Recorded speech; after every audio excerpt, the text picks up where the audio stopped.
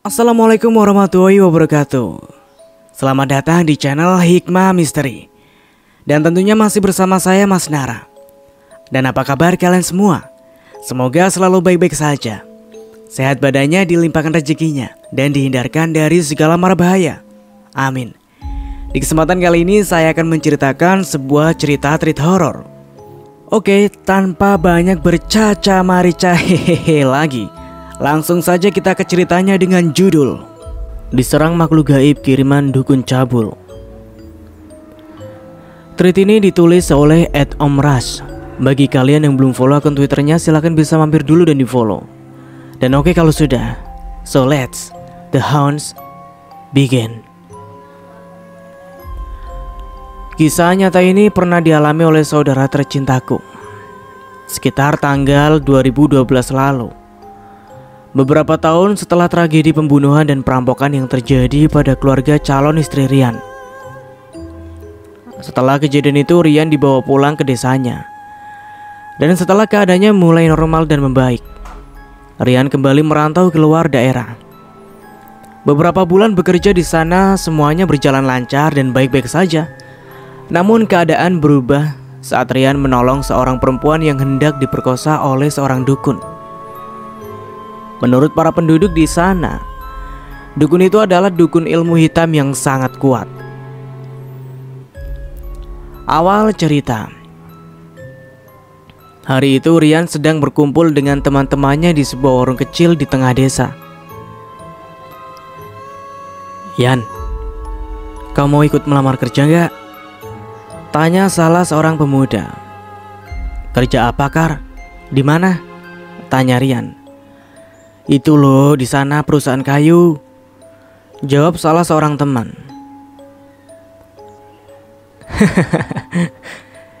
"Ijazahku hanya sampai SMA toh," ujar Rian seraya tertawa. "Tenang saja Yan, kalau kau mau, aku akan membantumu. Kebetulan di sana itu ada pamanku," ujar Toto. "Kalau begitu, aku pun mau melamar kerja di sana toh," sahut Ikar. "Ya sudah, rencanaku memang mau mengajak kalian semua kerja di sana. Gajinya lumayan lah," ujar Toto senang. "Surat lamaran kerjanya gimana toh?" tanya Rian. "Kalian buatlah seadanya. Aku jamin pasti diterima deh," ujar Toto. Singkat cerita, setelah beberapa hari kemudian, akhirnya Rian dan teman-temannya mendapat surat panggilan kerja. Sehari sebelum berangkat, Rian menemui gurunya untuk mengambil sesuatu. Pada hari yang sudah ditentukan, Rian pun berangkat bersama teman-temannya. Setelah menempuh perjalanan lumayan jauh, akhirnya mereka sampai. Teman-teman, berhubung mes karyawan yang di sekitar perusahaan ini sudah penuh, jadi kita tidur di mes yang ada di luar wilayah perusahaan, sekitar 2 km dari sini. Di sana dekat dengan permukiman penduduk, ujar Toto menjelaskan. "Mulai besok kalian sudah mulai bekerja, jadi sekarang istirahat dulu. Semua sudah disiapkan di sana," ujar Toto sambil mengemudi. Teman-teman Toto termasuk Rian semuanya mengangguk menyetujui. "Kalian gak usah khawatir, karena setiap pagi akan ada bus karyawan yang jemput kita. Dan untuk makanan dan minuman semuanya ada," ujar Toto tersenyum. "Tapi ada yang harus kalian ingat. Ketika kita sampai di sana nanti, ada sebuah rumah kecil gitu. Jangan pernah ke sana ya.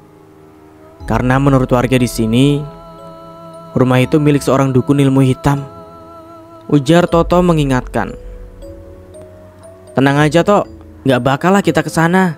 Lagian kan tiap hari kerja Tok," jawab salah satu seorang teman Toto.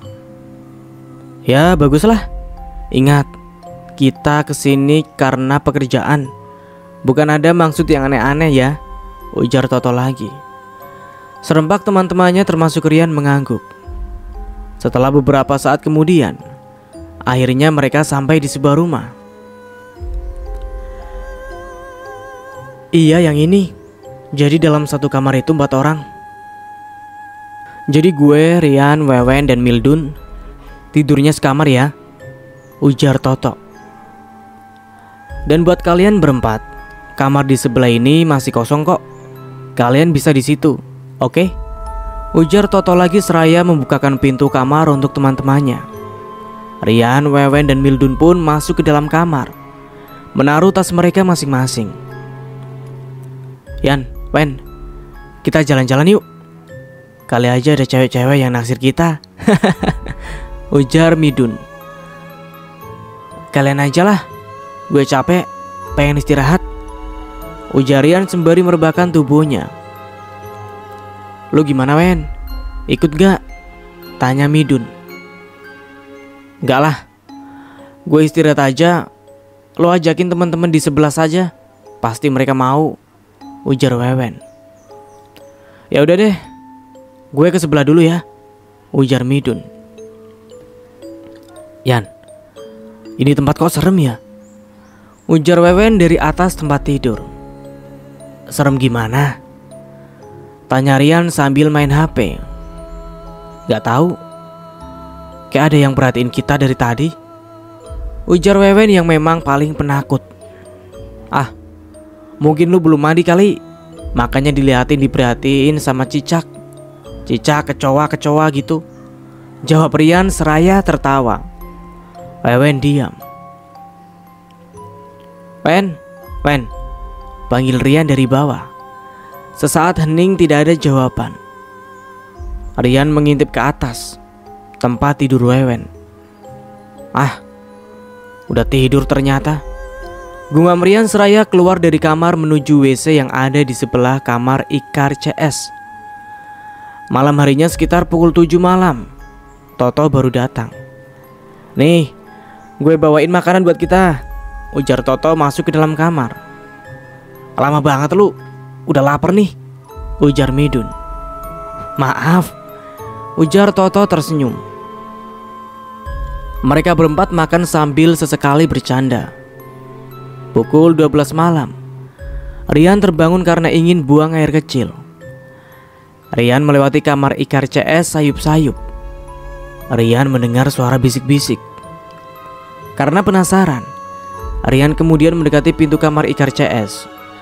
Mendengar suara-suara itu. Jangan-jangan mereka bawa perempuan kemari. Batin Rian seraya menjauhi pintu. Keesokan harinya, mereka bersiap-siap berangkat kerja sambil menunggu bus karyawan. Kar, ngapain lu tadi malam bisik-bisik gak jelas? Tanya Rian, seraya duduk di sebelah Ikar. Ah, tadi malam? Jam berapa emang Yan? Tanya Ikar dengan raut wajah bingung. Jam 12, pas gue lewat kamar kalian. Gue kira kalian bawa perempuan. Ujar Rian. Enak aja lu, jam 8 gue udah tidur. Gue juga gak bangun jam 12, apalagi bawa perempuan. Salah denger kali lu Yan, ujar Ikar. Nah, tuh busnya udah datang, ujar Toto mengejutkan teman-temannya. 2 bulan berlalu. Sudah beberapa kali Rian jalan-jalan ke desa yang dekat dengan mes mereka. Rian pun sudah akrab dengan gadis-gadis di desa itu. Bahkan ada janda muda yang selalu membawakan makanan untuk Rian dan teman-temannya. Tapi ada sebuah rumah kayu yang sangat menarik perhatian Rian. Karena rumah kecil itu setiap hari dan setiap malam selalu didatangi oleh orang-orang yang berbeda, laki-laki maupun perempuan. Tok, itu rumah kok sering didatangi orang-orang? Kenapa Tok? Tanya Rian saat mereka berjalan melewati rumah kecil itu. Itu rumah yang pernah gue ceritain ke kalian. Rumah itu milik dukun sakti Yan. Jangan coba-coba ke sana, bisik Toto. Oh, ucap Rian. Malam itu mereka kedatangan Binoy di mes mereka. Seperti biasa, Binoy atau janda muda selalu membawakan makanan untuk Rian dan teman-temannya. Noy, lama gak kelihatan. Kemana aja? Rian nyariin tuh, ujar Ikar seraya tertawa kecil. Rian hanya tersenyum. namun matanya tetap tertuju pada sebuah novel di tangannya. Binoy tersenyum. "Ini aku bawakan makanan untuk kalian," ujar Binoy seraya menyerahkan makanan pada Rian. Rian mengambil rantang itu dari tangan Binoy. "Terima kasih ya," ujar Rian tersenyum. Dengan wajah memerah, Binoy mengangguk. "Ya sudah, kalau begitu aku pulang dulu ya," ucap Binoy tersenyum. "Wah, jangan pulang sendirian, Noy. Ini kan malam Jumat. Takutnya ada hantu pada gentayangan, Noy," ujar Ikar menakut-nakuti. "Iya, lebih baik kamu tidur di sini saja," saut Midun. "Kalian ini apa-apaan sih?" ujar Rian menatap satu persatu teman-temannya itu. "Kalau kamu takut, aku akan mengantarmu pulang," ujar Rian menatap Binoy. "Tunggu sebentar, aku ambil baju dulu," ujar Rian sembari masuk ke dalam kamar. "Ayo," ujar Rian. Rian berjalan di samping Binoy. "Makasih ya, Yan," ujar perempuan itu. "Untuk apa?" tanya Rian. "Mengantar aku," ujar perempuan itu. "Oh, gak apa-apa kok. Aku sekalian mau beli rokok," ujar Rian. "Yan, aku boleh nanya sesuatu gak?" tanya Binoy. "Apa?" tanya Rian. "Kamu sudah punya pacar?" tanya Binoy menatap wajah Rian. Saat Rian menatap wajah Binoy lalu menatap lurus ke depan. "Sudah," jawab Rian. "Tapi kata teman-temanmu kau belum mempunyai pacar," ujar Binoy.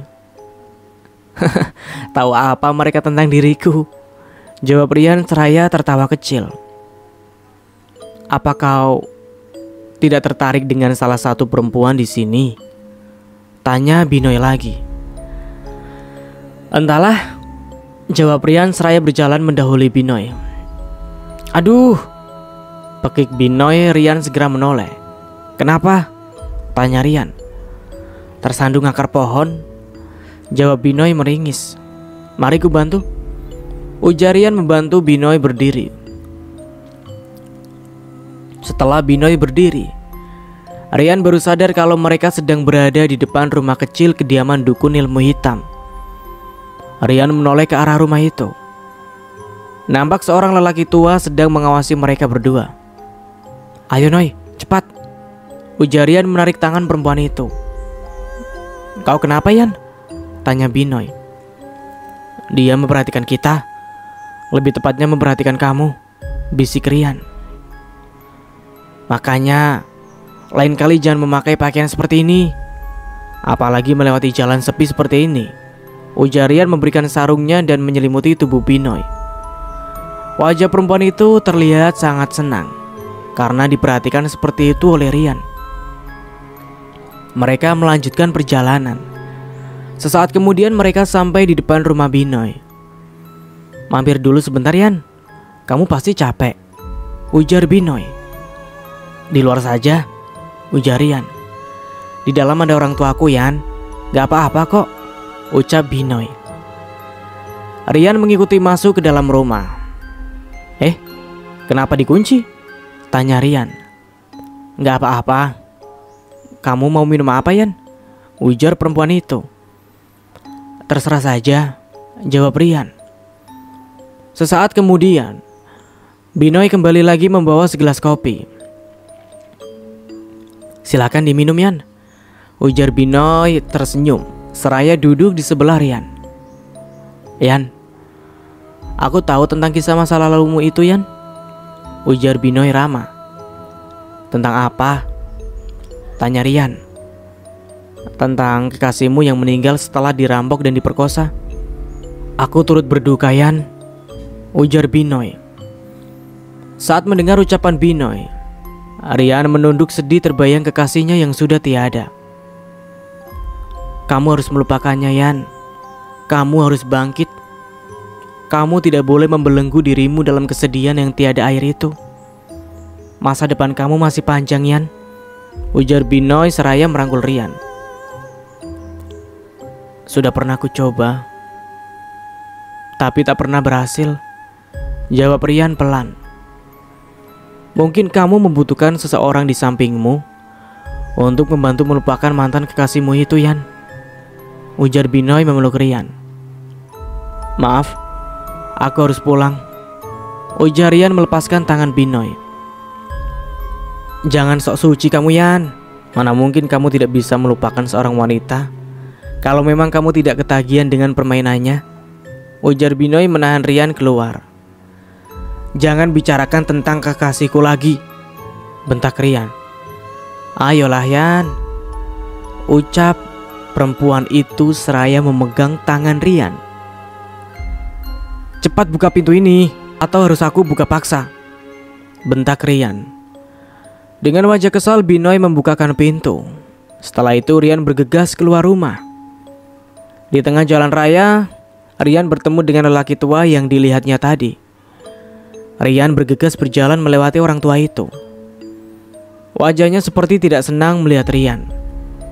Setelah beberapa saat kemudian, akhirnya dia sampai di mes dengan nafas ngos-ngosan karena berlari. Kenapa kau, Yan? Tanya teman-temannya yang masih berkumpul di luar rumah.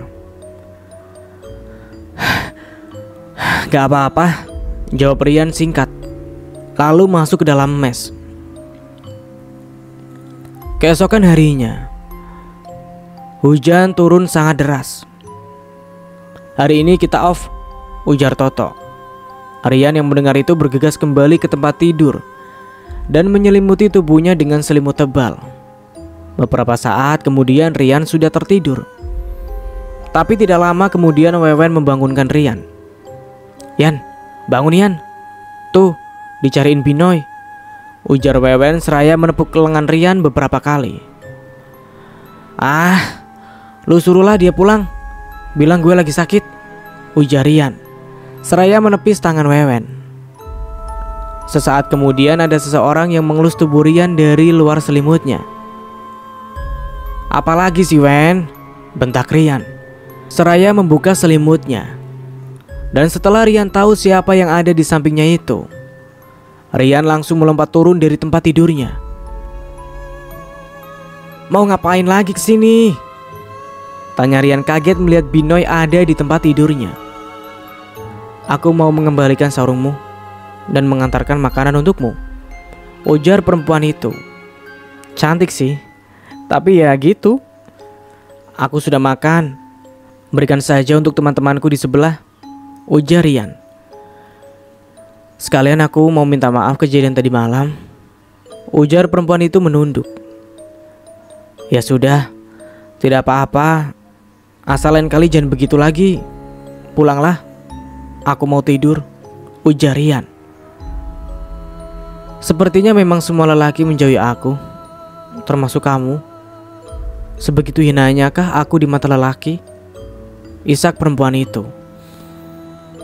Bukannya begitu, aku tidak pernah memandang kau hina. Cuma sekarang aku hanya ingin tidur, ingin istirahat, itu saja, ujar Rian. Andai aku bisa memilih, aku pun tidak ingin menjadi janda. Aku tidak ingin dianggap perempuan yang tidak bisa membina rumah tangga. Tapi andai kau tahu betapa sakitnya dulu saat aku disiksa oleh suamiku, dipukul, ditampar, bahkan hampir dibunuh, isak perempuan itu. Astaga, memangnya aku pernah menyinggung statusmu atau kehidupanmu? Aku tidak pernah menilai seseorang hanya dari statusnya. Aku berteman dengan siapa saja, dan aku tidak pernah membeda-bedakan mereka, ujar Rian seraya menggaruk kepalanya. Hanya isak tangis yang terdengar. Baiklah, begini saja. Aku minta maaf kalau aku ada salah, ucap Rian lembut. Aku juga minta maaf atas kejadian tadi malam, ucap Binoy. Ya lupakanlah, ujar Rian sembari berjalan keluar kamar. Yan, mau kemana? Tanya Binoy. Mau ke WC. Memangnya kenapa? Tanya Rian kesal. Gak apa-apa, habis itu langsung makan ya, ujar Binoy. Rian hanya mengangguk. Sesaat kemudian, Rian masuk ke dalam kamarnya lagi. Di sana masih ada Binoy. "Ini makanannya, Yan. Dimakan dulu," ujar Binoy lagi. Rian mengambil kursi dari luar kamarnya, lalu duduk di dekat pintu. Binoy memberikan mangkuk yang berisi juhu umbat munau. Rian mengambil mangkok itu. Sesaat setelah berada di tangan Rian, mangkuk itu pecah. Isinya berbusa dan menghitam. Rian menatap lekat ke arah perempuan itu. "Sekarang keluar dari sini," ujar Rian. "Yan, dengarkan penjelasanku dulu," ujar perempuan itu. "Keluar!" teriak Rian marah. Perempuan itu segera keluar berlari dan menangis. Rian menghela nafas lega. Beberapa saat kemudian, teman-teman Rian berkumpul di depan kamar Rian. "Kenapa, Yan? Kau memperkosa anak orang ya?" tanya Ikar. Brengsek lu. Lihat ini. Dia coba-coba sama gue. Gara-gara tadi malam gue pulang gak pamit mungkin," ujar Rian, menunjuk mangkuk dan makanan yang sudah seperti kotoran itu. "Itu racun atau guna-guna?" tanya Wewen takut. "Entahlah," jawab Rian. "Gimana tuh? Biar tahu kalau makanan yang ada racunnya sama yang gak ada," tanya Toto. "Gue ketuk bawah mangkuknya. Kata guru gue, kalau makanan itu ada isinya." "Ya, maksudnya di sini tuh isi kayak hal mistis. Pasti mangkuknya bakal pecah dan makanannya akan berubah warna dan bau," ujar Rian. "Ajarin gue dong. Gue juga takut jika sewaktu diracun orang," ujar Midun. "Gue gak bisa. Kalau kalian mau belajar ya harus sama guru gue," ujar Rian, lalu membersihkan lantai. Setelah kejadian itu, mereka tidak pernah melihat atau bertemu dengan Binoy lagi. Semua berjalan seperti biasa. Dan hari itu Rian sedang libur kerja. Dia sendirian di mes karena teman-temannya pulang desa mereka. Rian hanya menitipkan uang untuk orang tuanya. Sementara Rian lebih memilih sendirian di mes. Malam itu rintik hujan mulai turun. Rian bermaksud keluar mes untuk membeli rokok dan makanan. Rian mengunci pintu, lalu berjalan di bawah rintik hujan tanpa memakai payung, dan hanya memakai jaket kain dan topi. Di tengah jalan, tepat di dekat rumah kecil milik dukun ilmu hitam, Rian mendengar suara teriakan seorang wanita. Mungkin Kamben Manak, batin Rian berusaha mengacukan suara itu. Rian bergegas melewati rumah itu. Namun suara gedoran pintu dari dalam itu membuat Rian berhenti tepat di depan rumah itu. "Tolong!" teriak suara itu. "Jangan! Tolong jangan!" teriak suara itu terisak. "Jangan!" teriak suara itu. Rian bergegas berlari menaiki tangga rumah kayu itu. Lalu dengan sekali tendangan keras dan disertai tenaga dalam, pintu rumah itu roboh. Rian melihat pemandangan yang sangat menyayat hati. Ada seorang gadis setengah telanjang sedang dicumbu oleh seorang lelaki tua. Melihat apa yang terjadi di depannya, Rian seketika teringat kejadian yang menimpa kekasihnya dulu. "Bangsat! Kau tua bangka iblis! Setan!" teriak Rian seraya menyerang lelaki tua itu. Rian menarik lelaki tua itu hingga tersandar di dinding. Dengan sangat marah, Rian mengajar lelaki tua itu tanpa ampun. Tendangan dan tinju Rian tepat mengenai tubuh lelaki tua itu. Rian melempar lelaki tua itu ke tanah. Dengan membelakangi gadis itu, Rian melepaskan jaket dan celana panjangnya, lalu memberikan pakaiannya pada gadis itu. "Pakailah, jangan sampai orang lain melihatmu telanjang seperti ini," perintah Rian pada gadis itu. Setelah itu, Rian bergegas turun ke tanah mencari dukun cabul itu. Di sana tidak ada siapa-siapa. Rian mengelilingi rumah itu, namun tidak ada siapa-siapa di sana. Bangsat, seharusnya dia tidak bisa kabur lagi, ujar Rian kesal. Lalu Rian bergegas menaiki rumah tangga itu lagi. Gadis itu terlihat gemetar melihat Rian yang hanya memakai celana pendek dan kaos. "Tenanglah, aku tidak akan berbuat macam-macam padamu," ujar Rian. "Rumahmu di mana? Biar aku antar pulang," ujar Rian ramah. Gadis itu diam menunduk. "Apa kau takut padaku? Aku bukan orang jahat. Sebenarnya aku ingin membeli rokok dan makanan. Tapi saat aku melewati rumah ini, aku mendengar teriakanmu. Dan aku masuk, lalu mengajar lelaki tua bengis iblis itu," ujar Rian, yang berusaha menjelaskan. "Aku bersungguh-sungguh ingin mengantarmu pulang. Jadi di mana rumahmu?" tanya Rian. "Aku tidak ingin pulang," ujar gadis itu. "Kenapa? Apa kamu takut jika nanti dimarahi orang tuamu karena pakaianmu sekarang ini?" tanya Rian. Gadis itu mengangguk. "Lalu bagaimana?" tanya Rian lagi. Gadis itu menggeleng. "Ya sudah, lebih baik kita keluar dari sini dulu. Nanti kita pikirkan lagi kau mau diantar kemana," ujar Rian menarik tangan gadis itu. Rian membawanya ke warung yang berjarak lumayan dari situ. Rian membelikannya makanan dan baju perempuan. "Pilihlah baju yang kau suka," ujar Rian. Dengan tangan gemetar, gadis itu mengambil baju dan celana panjang. "Dari mana gadis ini, Yan? Apa dia adikmu?" tanya ibu pemilik warung. Warungnya lengkap, alat cewek, baju, pakaian, terus barang makanan juga ada di situ. "Memangnya ibu tidak kenal dengan gadis ini?" tanya Rian. Ibu pemilik warung itu menggeleng. Lalu Rian menceritakan tentang gadis itu. "Astagfirullah, semoga kau dilindungi Allah, Yan. Semoga tidak terjadi apa-apa padamu," ujar ibu pemilik warung itu, menyentuh lengan Rian. Rian tersenyum kecut. "Jika memang sudah takdirku, apalah dayaku. Aku tidak bisa berbuat apa-apa. Maksudku, aku hanya ingin menolong, itu saja," jawab Rian. Gadis itu memberikan baju itu pada Rian. "Yang ini?" tanya Rian. Gadis itu mengangguk.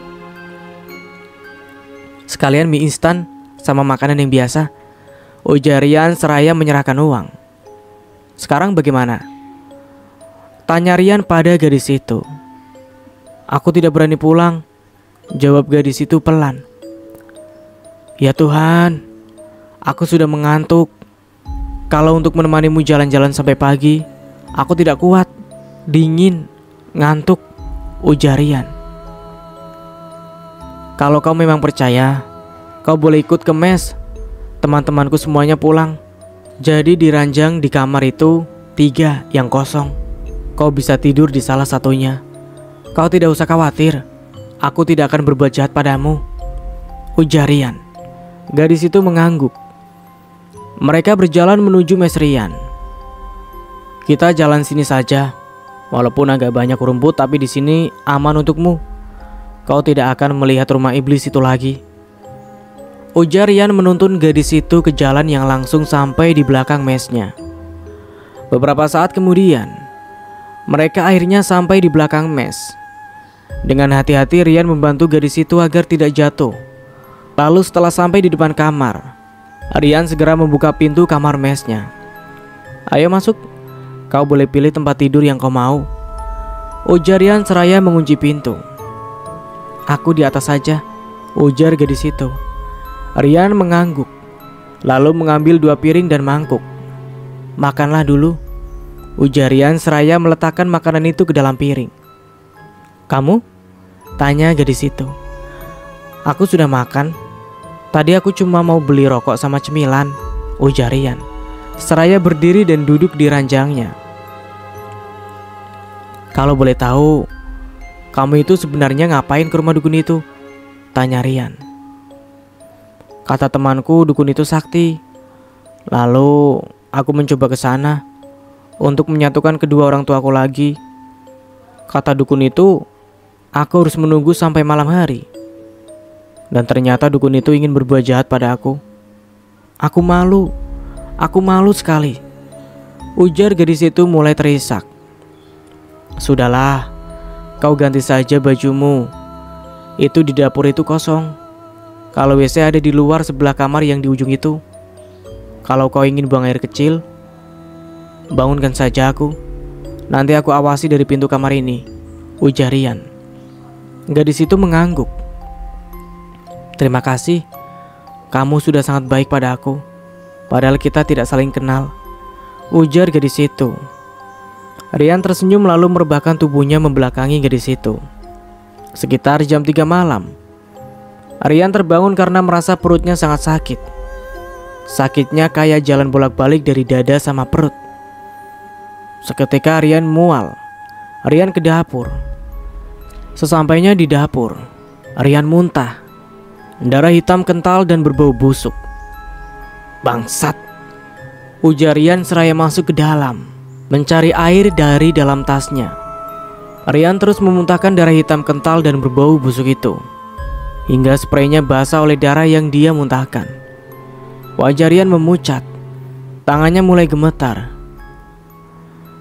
Ya Allah, kamu kenapa? Pekik gadis itu. Tolong carikan air dalam tasku, cepat, ujar Rian yang semakin melemah. Gadis itu bergegas turun dan mencari air di dalam tas itu. Gak salah, airnya kok dikit begini. Aku ambilin di dapur aja ya, ujar gadis itu. Tidak usah, aku hanya membutuhkan air itu, ujar Rian berusaha berdiri. Tubuhnya semakin lemah dan seluruh tubuhnya gemetar. Bruk, Rian terjatuh dan menggigil di lantai. Gadis itu berlari ke arah Rian, meletakkan kepalanya di pangkuannya dan meminumkan air di botol kecil itu. Setelah air itu masuk ke dalam mulut Rian, tiba-tiba tubuh Rian mengejang dan sesaat kemudian terbatuk, dan dia memuntahkan sesuatu lagi. Kepala ayam hitam yang membusuk, dan ada cairan yang berbau sangat busuk keluar dari mulut Rian. Danur, pekik gadis itu seraya menutup mulutnya. Setelah semua cairan itu keluar, Rian terkapar tak sadarkan diri. Keesokan harinya, Rian bangun dengan wajah sangat pucat. Syukurlah kamu sudah bangun. Aku sangat takut melihat kejadian tadi malam, ujar gadis itu seraya membersihkan tubuh Rian. Rian berusaha bangun, namun ditahan oleh gadis itu. Jangan kemana-mana dulu, ujar gadis itu. Rian merasa tidak enak dengan apa yang terjadi semalam. Dia bangun bermaksud untuk membersihkan bekas muntahnya itu. Kau yang membersihkannya? Tanya Rian. Iya, gak apa-apa kok. Yang penting kamu istirahat aja dulu, ujar gadis itu. Makasih ya, ujar Rian. Seharusnya aku yang berterima kasih, dan aku juga meminta maaf karena kamu jadi seperti ini, ujar gadis itu dengan wajah sedih. Ini bukan salah kamu, memang dukunnya saja yang keterlaluan, ujar Rian. Oh iya, dari semalam kita belum berkenalan. Namaku Rian. Namamu siapa? Tanya Rian. Aku Diang, jawab gadis itu. Rian tersenyum ke arah Diang. Seharian itu Diang mengurus Rian dengan penuh perhatian. Diang, apa kau tidak ingin pulang? Tanya Rian sore itu. Bagaimana kalau aku pulang, keadaanmu masih seperti ini? Aku akan tetap di sini sampai kamu sembuh, ujar gadis itu. Rian tersenyum kecut, matanya menatap langit-langit. Ucapanmu itu mengingatkanku pada seseorang, ujar Rian sembari membayangkan wajah kekasihnya. Semua orang akan berkata begitu, Yan. Apalagi terhadap orang yang sudah menolong kita, ujar gadis itu tersenyum. Rian tersenyum. Andai tidak ada kamu, entah apa yang akan terjadi padaku malam itu. Mungkin aku sudah kehilangan kesucianku, ucap gadis itu. Sudahlah, jangan dipikirkan, ujar Rian seraya berdiri dan masuk ke kamar. Aku harus mempersiapkan semuanya. agar nanti malam tidak seperti ini, ujar Rian seraya mengeluarkan peralatannya dan menggelarnya di lantai. Setelah semua keperluannya tersusun rapi, Rian mengganti pakaiannya dengan pakaian serba hitam. Konon hitam itu gak bisa dilihat oleh mata dukun atau makhluk halus. Yan, untuk apa semua ini? Kamu bukan dukun santet kan? Tanya Diang heran. Ada-ada saja.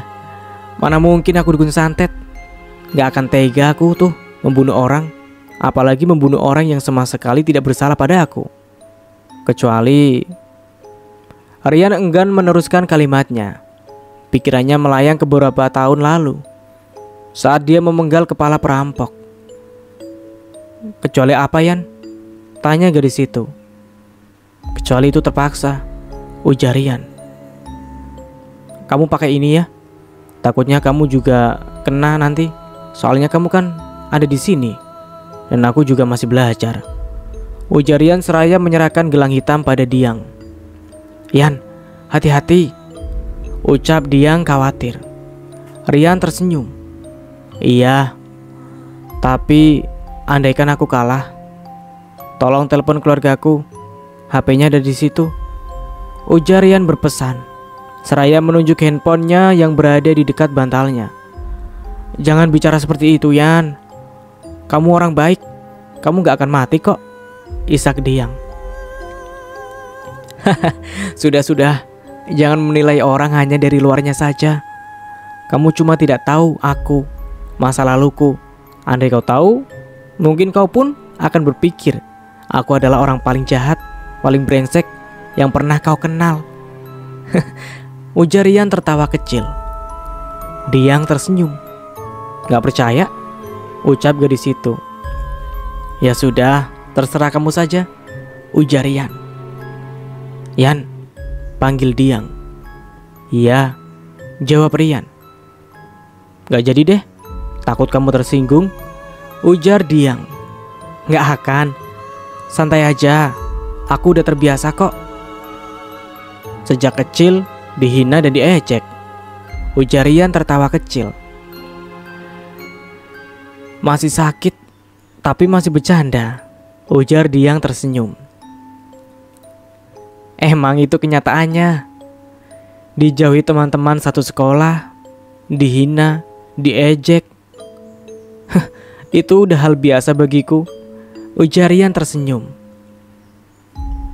Kamu hebat ya. Aku aja beberapa kali pernah mencoba bunuh diri karena masalah orang tuaku, ujar Diang.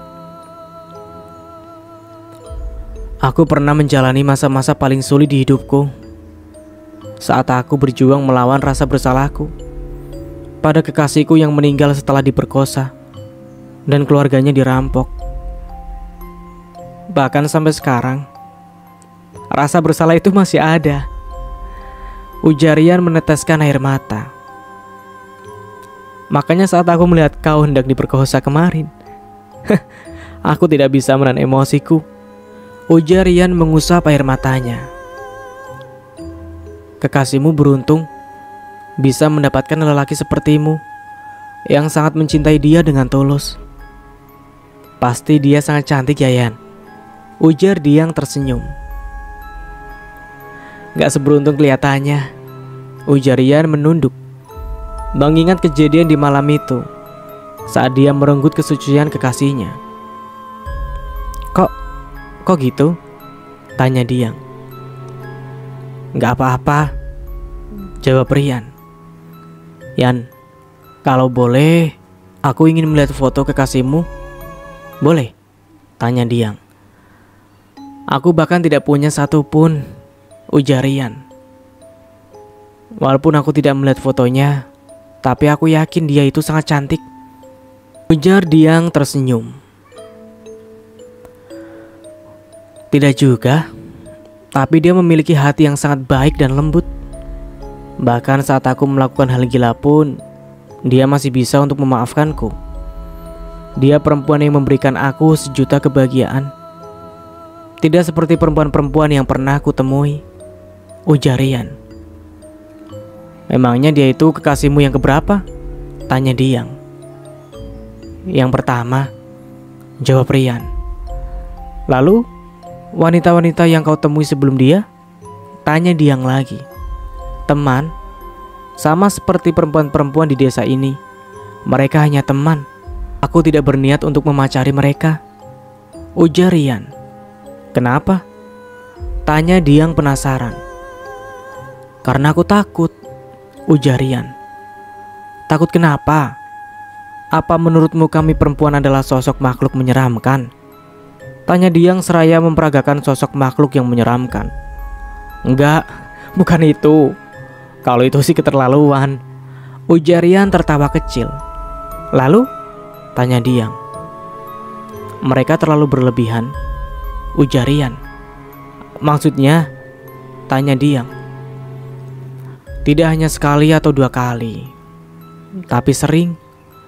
Perempuan-perempuan yang entah menyukaiku atau tidak, mereka sering memperlihatkan sesuatu yang seharusnya tidak diperlihatkan pada siapapun selain suaminya nanti. Tujuannya ya hanya untuk membuatku tertarik.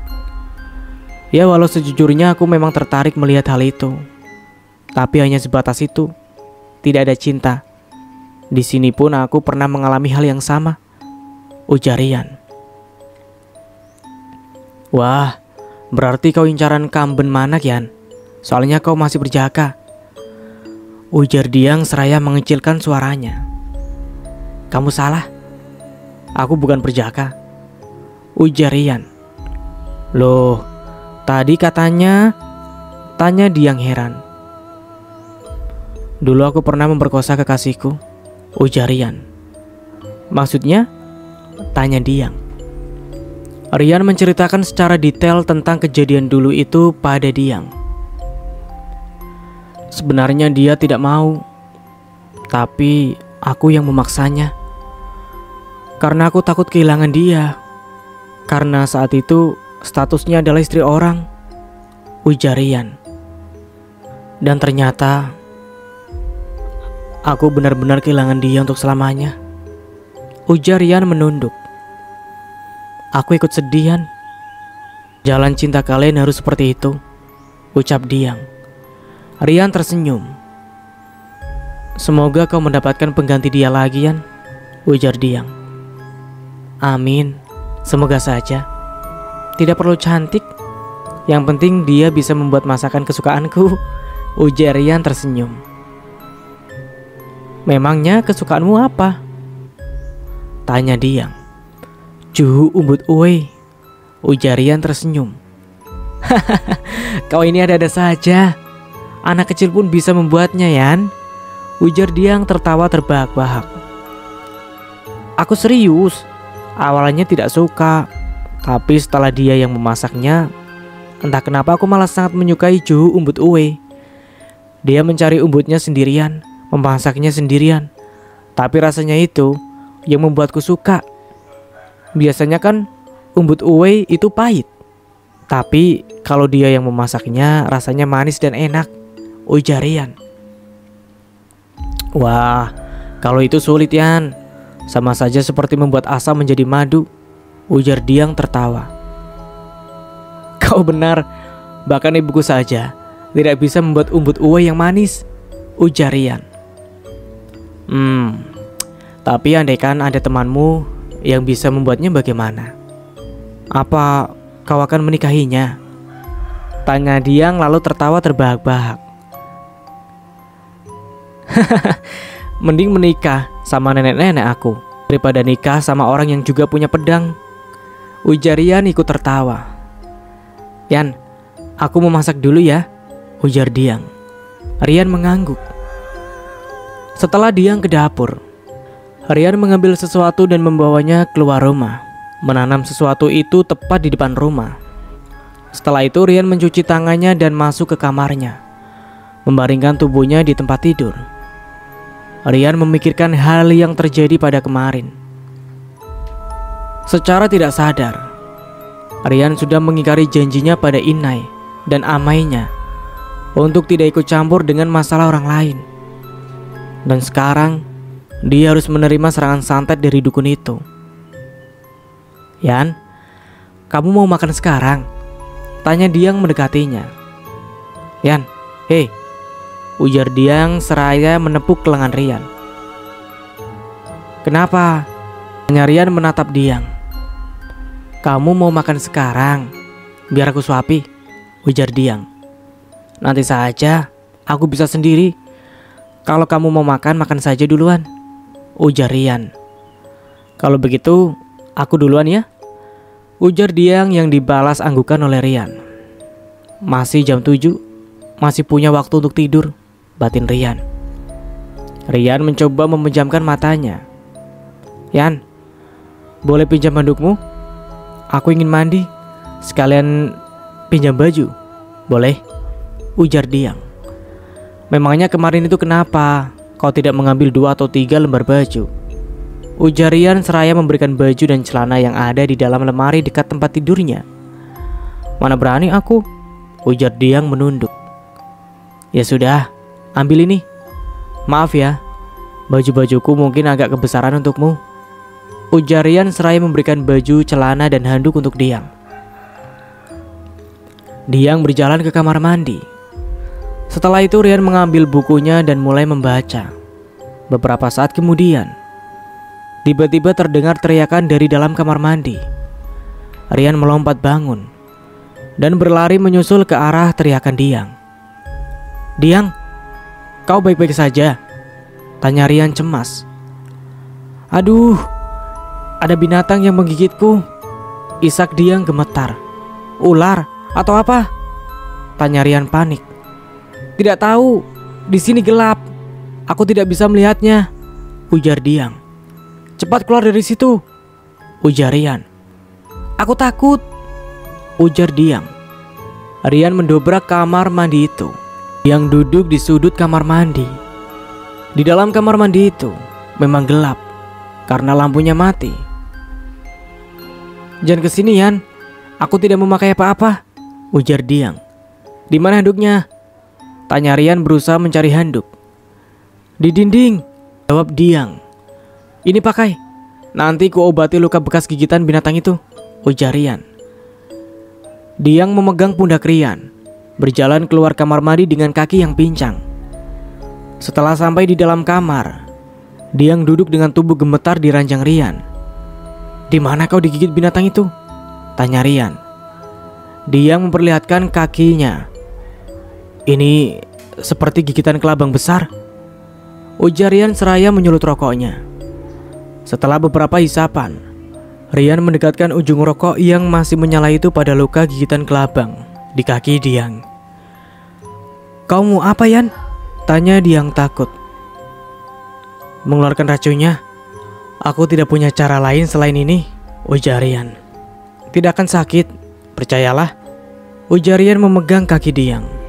"Baiklah, tapi pelan-pelan," ucap Diang seraya menutup matanya. Rian tersenyum melihat Diang. Setelah beberapa saat, "Bagaimana? Masih sakit?" tanya Rian. "Sudah berkurang, makasih ya," ujar Diang. "Ya, aku pun sering digigit kelabang atau kalajengking. Bahkan pernah juga aku digigit ular piahe," ujar Rian. "Ular?" ujar Diang. "Iya, tapi piahe itu tidak berbisa. Gigitannya tidak mengakibatkan kematian, hanya rabun selama seminggu atau lebih," ujar Rian tersenyum. "Diang, pasti orang tuamu mencari sekarang.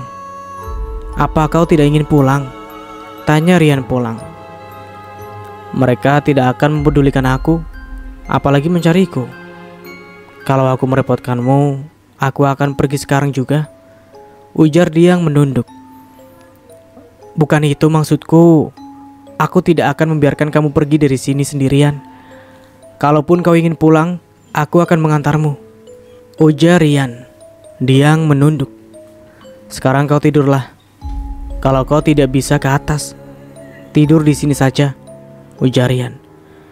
"Besok kita ke pasar membeli baju untukmu," ujar Rian. Diang menutup tubuhnya dengan selimut, sementara Rian duduk di ujung tempat tidur. 2 hari lagi Toto dan yang lainnya datang. Bagaimana aku menjelaskan tentang gadis ini? Aku yakin mereka tidak akan percaya, batin Rian. Tiba-tiba di luar terdengar suara tertawa cekikikan. Diang membuka selimutnya dan duduk. Wajahnya ketakutan. Rian berdiri bermaksud hendak membuka pintu, namun tangannya ditarik Diang. "Jangan, Yan, itu pasti hantu, jangan dibuka," bisik Diang. "Tidak apa-apa, aku tidak takut dengan Kamben Manak. Kalau dibiarkan, dia akan terus mengganggu," ujar Rian melepaskan tangan Diang. "Rian, jangan!" bentak Diang tetap memegang tangan Rian dengan kasar. "Aku takut, Yan. Takut jika yang dikatakan orang-orang benar tentang hantu itu. Dia akan mengambil payudara perempuan yang masih perawan," ujar Diang. Rian mengurungkan niatnya, lalu duduk di dekat Diang. "Apa benar begitu? Yang aku tahu mereka hanya mengincar laki-laki," ujar Rian. "Kata orang, aku pun juga tidak tahu benar atau tidak," jawab Diang. Suara tawa itu semakin lama semakin jauh. Tiba-tiba dari atas atap rumah terdengar ada sesuatu yang berjalan. Tanpa sadar Diang memeluk Rian. Nah, dan sampai di sini dulu ceritanya. Nantikan kelanjutan kisahnya di part berikutnya. Dari saya mohon maaf bila ada salah kata. Akhir kata, wassalamualaikum warahmatullahi wabarakatuh.